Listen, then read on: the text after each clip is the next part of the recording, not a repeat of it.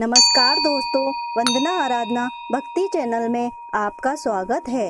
आज हम बड़ अमावस्या की पूजा की विधि, पूजा में लगने वाली सामग्री और बट सावित्री व्रत कथा का श्रवण करेंगे। आपको हमारे द्वारा दी गई जानकारी अच्छी लगे तो प्लीज लाइक, शेयर, सब्सक्राइब जरूर करें और बेल आइकन को जरूर दबाएं।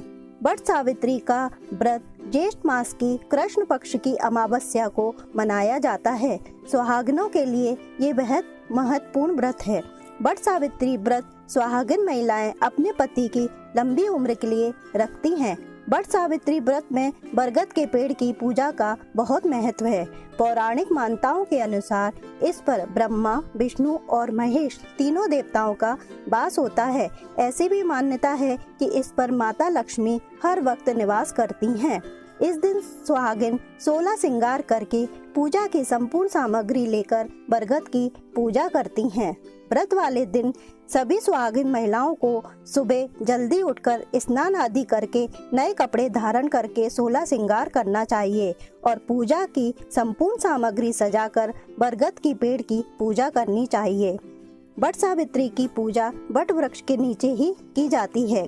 अगर पास में बट वृक्ष ना हो तो आप उसकी जगह एक डाली मंगाकर गमले में लगाकर उसकी पूजा कर सकती हैं। पूजा के लिए आपको चाहिए बट वृक्ष, भीगे चने, बांस का पंखा, बांस की टोकरी, कलावा या कच्चा सूत, मौसमी फल, आम, खरबूजा आदि, चावल, धूप बत्ती, फूल, घी का दीपक, तांबे का लोटा, सिंदूर, रोली, मिठाई, नए वस्त्र, पान, सुपारी। जो सुहागिन महिलाओं का यह पहला व्रत है उन्हें कपड़े से बने या मिट्टी से बने गुड्डे गुड़ियाओं का जोड़ा चढ़ाना चाहिए और सत्यवान और सावित्री की तस्वीर भी होनी चाहिए। पूजा के लिए बरगद के पेड़ के नीचे सत्यवान सावित्री की तस्वीर रखकर पूजा करनी चाहिए। पूजा के लिए बट वृक्ष के पेड़ पर लोटे के जल में गंगा जल मिलाकर चढ़ाना चाहिए। रोली, भीगे चने, चावल, कलावा, फूल, फल, पान, सुपारी, मिठाई, पूजा की संपूर्ण सामग्री चढ़ाएं। उसके बाद पंखी से हवा करें। फिर कच्चे सूत को लपेटते हुए 5 या 7 परिक्रमा करें। बट वृक्ष की लगानी चाहिए। फिर वही वृक्ष के नीचे बैठकर सत्यवान सावित्री की कथा सुननी चाहिए तथा कथा सुनने के बाद अपने पति की लंबी आयु की कामना करें और चने का प्रसाद सबको बांटना चाहिए। साथ ही बेसन और आटे के बने मीठे नमकीन बरगद भी सबको प्रसाद में देने चाहिए। आइए हम सब मिलकर बट सावित्री व्रत की कथा का श्रवण करते हैं। पौराणिक मान्यताओं के अनुसार भद्र देश के एक राजा थे। उनका नाम अश्वपति था। उनके कोई संतान नहीं थी। उन्होंने संतान प्राप्ति के लिए यज्ञ किया। वह रोज 1 लाख आहुतियां देते थे। 18 वर्षों तक ये यज्ञ किया। उसके बाद सावित्री देवी ने प्रकट होके प्रसन्न होकर उन्हें वरदान दिया कि राजन, तुम्हें एक तेजस्वी कन्या पैदा होगी। सावित्री देवी की कृपा से जन्मी कन्या का नाम राजा ने सावित्री ही रख दिया। कन्या बड़ी होकर काफी रूपवान और गुणवान निकली। सावित्री की विवाह के लिए योग्य वर न मिलने से राजा बहुत दुखी रहते थे। उन्होंने सावित्री से स्वयं अपना वर तलाशने के लिए कहा। सावित्री तपोवन में भटकने लगी। वहाँ साल्व देश के राजा गुमतसेन रहते थे। क्योंकि उनका राजपाट छिन गया था, उनके पुत्र सत्यवान को सावित्री ने देखा तो उन्हें अपने पति के रूप में वरण कर लिया। नारद जी को जब ये पता लगा तो वे राजा अश्वपति के पास पहुँचे और कहा, राजन, आपने ये क्या किया? सत्यवान रूपवान, गुणवान और बलवान हैं, परंतु वे साथ ही अल्पायु हैं। 1 वर्ष के बाद उनकी मृत्यु हो जाएगी। नारद ऋषि की बात सुनकर राजा घोर चिंता में डूब गए। सावित्री ने जब उनकी चिंता का कारण पूछा तो राजा ने कहा, पुत्री, जिसको तुमने अपने पति के रूप में चुना है वह अल्पायु है। तुम्हें अपने लिए दूसरा वर चुनना चाहिए। इस पर सावित्री ने कहा, पिताजी, आर्य कन्याएं अपने पति का एक ही बार वरण करती हैं। सावित्री हट करने लगी और बोली, मैं सत्यवान से ही विवाह करूंगी। राजा अश्वपति ने सावित्री का विवाह सत्यवान से कर दिया। सावित्री अपने ससुराल पहुंचते ही सास ससुर की सेवा करने लगी और समय बीतता चला गया। नारद मुनि ने सावित्री को पहले ही सत्यवान की मृत्यु के दिन के बारे में बता दिया था।